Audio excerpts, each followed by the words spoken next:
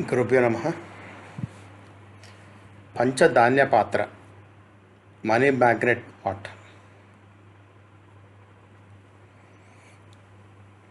Money magnet pot ఒక సాంప్రదాయిక పద్ధతి. దీనిలో వంటగదిలో 5 రకాల ధాన్యాల ద్వారా సంపద మరియు స్థిరత్వాన్ని ఆకర్షించడం ఒక నమ్మకంగా ఉంది. దీన్ని తయారు చేసే పద్ధతి, ఉంచాల్సిన సరైన స్థలం మరియు దాని ప్రయోజనాలు ఏంటో తెలుసుకుందాం.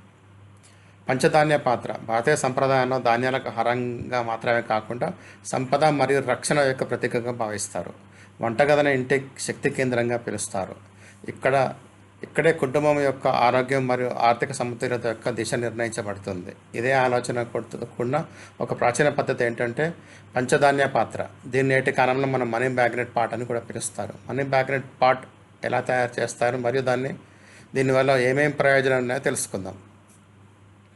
పంచధాన్య పాత్ర అంటే ఏమిటి? పంచధాన్యం అంటే 5 రకాల ధాన్యాలు. ఈ ధాన్యాల పద్ధతి ప్రకారం ఒక పాత్రలో ఉంచినప్పుడు దీనిని సంపద మరియు స్థిరత్వాన్ని ఆకర్షించే మాధ్యమంగా భావిస్తారు. ఈ పద్ధతి విశ్వాసము, సంప్రదాయం మరియు సకారాత్మక ఆలోచనపై ఆధారపడి ఉంటుంది.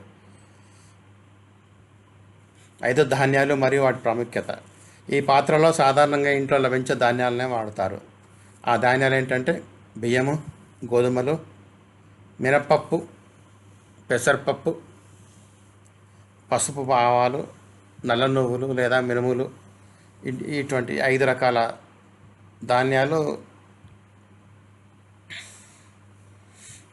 కలిపి జీవితంలో వివిధ అంశాలకు సమతుల్యంగా చేసే ప్రత్యేకంగా ఉంటాయి.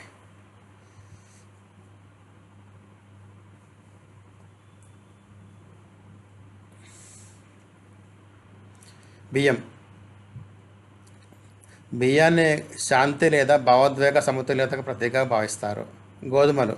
గోధుమలు కష్టపడి పనిచేయడం మరియు గౌరవం, నిరంతరంగా ప్రగతికి సంబంధించిందిగా భావిస్తారు. పచ్చ పెసరు అంటే పెసరలు, పూర్తి పెసరలు, పప్పు కాకుండా పెసరలు, పూర్తి పెసరు అన్నమాట. పచ్చ పెసరలను బుద్ధి, అర్థం చేసుకోవడం మరియు వ్యాపార లాభంతో అనుసంధానిస్తారు. పసుపు ఆవాలు లేదా శనగలను అదృష్టం, విస్తరణ మరియు అవకాశాల సంకేతంగా భావిస్తారు. నల్ల నువ్వులు లేదా మినుములు స్థిరత్వం మరియు రక్షణ భావాన్ని ఇస్తాయి. మనీ మ్యాగ్నెట్ పాత్ర తయారు చేసే పద్ధతి. దీనికి మట్టి లేదా ఇత్తడి పాత్ర చాలా మంచిదిగా భావిస్తారు. మట్టి భూమి మూలకానికి ప్రాతినిధ్యం వహిస్తుంది. ఇది స్థిరత్వం మరియు నిలకడ భావాన్ని ఇస్తుంది. పాత్ర శుభ్రం చేసి దానిలో 5 రకాల ధాన్యాలను సమానమైన మొత్తాలను నింపండి. దానిలో 5 నాణ్యాలు ఉంచండి. నాణ్యాలు ఏ దేశం అయినా సరే ఉండవచ్చు. ఇప్పుడు పాత్ర మూతిని ఎరుపు రంగు వస్త్రంతో కప్పి తేలికగా ఉన్న దారంతో కట్టండి. ఎరుపు రంగు శక్తి మరియు చురుకుదనాన్ని సంకేతంగా భావిస్తారు. ప్రతిష్ఠించే సరైన మార్గం. ఉదయం సమయంలో ఈ పద్ధతికి అనుకూలంగా భావిస్తారు. పాత్ర సిద్ధమైన తర్వాత దాన్ని కొంత సమయం ఒక పూజాస్థానంలో ఉంచండి. మనసులో సంపద కోసం కోరికను ఉంచుకోండి మరియు మాటలు తక్కువగా మాట్లాడండి. భావం స్పష్టంగా ఉండాలి. ఈ పాత్రను ఎక్కడ ఉంచాలి? పూజ చేసిన తర్వాత ఈ పాత్రను ట్రెజరీ బాక్స్ లేదా అల్మారా లేదా డబ్బుకు సంబంధించిన వస్తువులు ఉంచే స్థలంలో ఉంచండి. దీన్ని నేలపై మీద నేరుగా ఉంచకూడదు. పరిశుభ్రమైన మరియు ప్రశాంతమైన స్థలాన్ని ఎంచుకోండి. దీని నుంచి లభించే ప్రయోజనాలు. ఈ పద్ధతిలో ఇంటిలో ఒక సకారాత్మక శక్తి వాతావరణం సృష్టించడం సహాయపడుతుందని భావిస్తారు. ఖర్చు మరియు ఆదాయం మధ్య సమతుల్యత భావన పెరుగుతుంది. పొదుపు పట్ల జాగ్రత్త పెరుగుతుంది. వంటగదిలో ధాన్యాల పట్ల గౌరవం ఉంటుంది. దీనివల్ల సంతృప్తి మరియు స్థిరత భావం పెరుగుతుంది. అవసరమైన జాగ్రత్తలు.